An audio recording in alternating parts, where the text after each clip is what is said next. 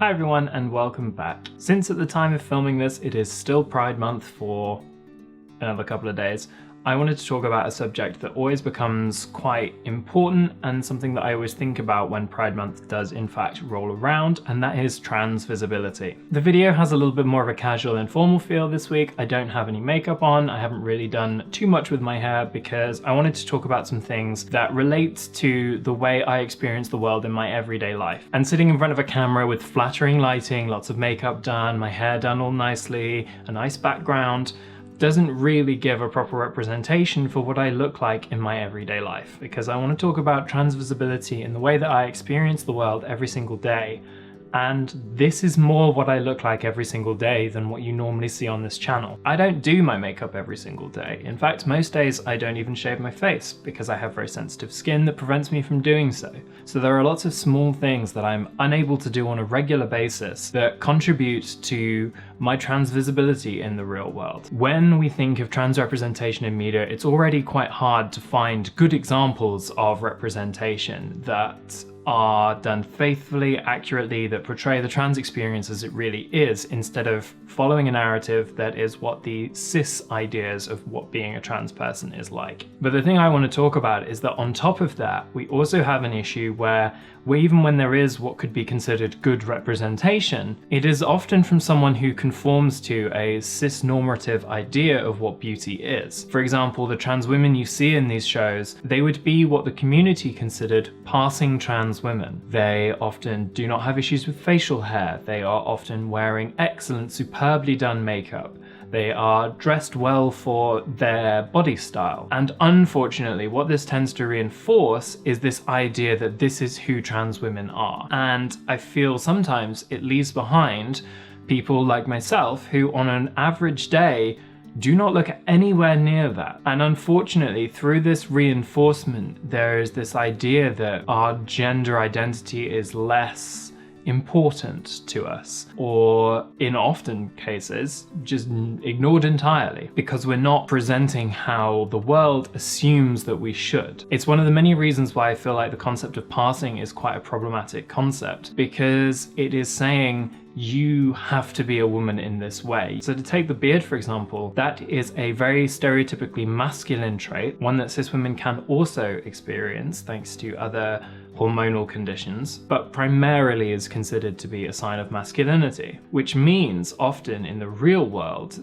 that people won't even think, maybe she's transgender when they see my face and they see my beard. They see the beard and they immediately go, ah, I know who this person is. This person is definitely a man. And the way in which this impacts is that even when my title is present, so Miss, even when my name is present, they will default to referring to me as he or him because of this one element that doesn't even tell people, oh, maybe she's trans. And I feel that this definitely does lie with the visibility that people experience, in that, well, I know trans women in the media and they don't have beards, so this person could have removed it maybe, so obviously has chosen not to, so that means definitely they are a man and I should ignore any of the other cues and signs that their gender is not this. Which can be incredibly frustrating because it leaves people looking to stereotypes still to try and determine your gender rather than what you tell them. What you tell them it straight up is. And this has even happened from members of my own family who have said, you know, it's just easier to call you she, her when you've got lots of makeup and you're wearing a dress. And while I understand that it is easier for them, that is because the only way in which they're conceptualizing someone's gender is based purely off of those stereotypes. If someone looks stereotypically what they would consider a woman to look like, then their gender will be respected. If they don't, it's a free-for-all and they'll just go with whatever the first thing that comes into their head is. Now, this definitely is an issue for both gender non-conforming cis women and for trans women, but I feel like, again, it just comes back to this, there is not enough representation of what the trans experience is actually like to go through. I don't get up at 5 a.m. every morning so I can get up, shower, wash my hair, straighten it, shave my face as close as I possibly can, put foundation on, do my eyeshadow, do my eyeliner, wear a dress to work. I don't do that every single day. So it can make it quite hard to take pride in yourself when you're not meeting what other people's expectations of you are. I can't remember the last time I saw a trans woman portrayed in media dealing with a beard or some of the very real issues that we face every day. without it being played off as a joke, without it being played off as the ha ha ha, please laugh here moment. And I think that that is part of what actively contributes to the harmful idea that trans women should look a certain way, and that if we don't, it can be used to invalidate our gender identity. People don't care about your pronouns anymore because they go, well, you clearly don't, because you're not womaning the way I think you should woman. And sometimes this can make it very, very hard to maintain a sense of pride about who you are on a day-to-day basis if you haven't put in all of the effort, as it were. I know it took me quite a bit of time to get used to the idea that I should be correcting people's misgenderings of me, even if I'm not dressed in this overly feminine way that I often do for videos. Even if I haven't put on my makeup or I haven't done my hair real nice, my gender identity is still valid and I still have the right to correct people on that. It felt for a long time that I didn't, because this idea that you should look a certain way, and that was really tough to sort of get through, and I definitely blame that on the sort of lack of representation and the focus on passing in general as being the end goal of a transition, that before people can be accepted they must look exactly like a cis woman, which is a mindset that I entirely disagree with, but you definitely do see out there. Yes, okay, mainly it does come from transphobes who will try and pull the well, you'll never look like a real woman argument on you, but it also comes from well-meaning cis allies as well who, oh, well, when are you getting the surgery? Well, maybe I'm not.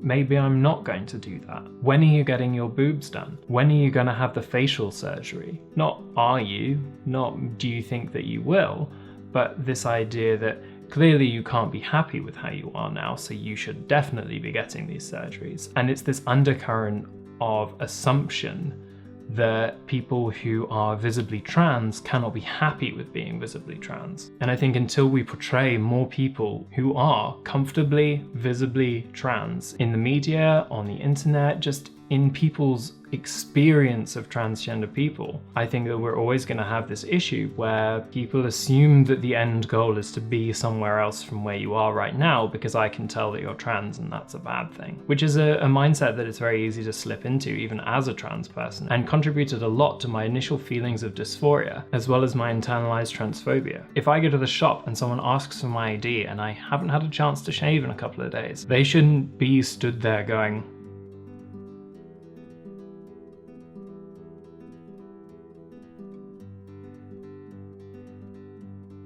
"Here you are, sir."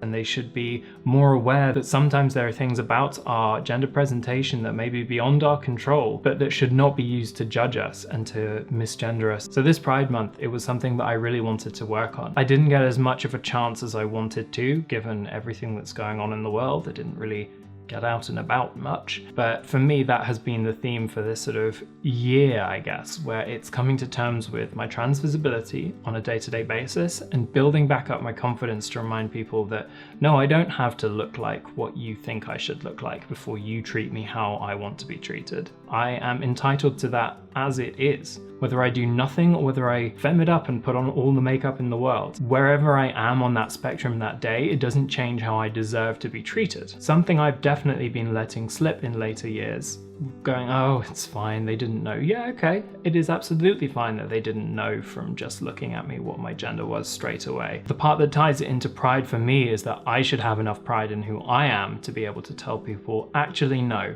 you're wrong and this is what it is, because I've just been letting it slide and I don't think I should have to do that anymore. So this is something that I will be working on this year and in the spirit of pride carrying forward and trying to work on. Thank you for watching this video on my experiences with trans visibility. Don't forget to like and subscribe, and I will see you next week for another video. Bye!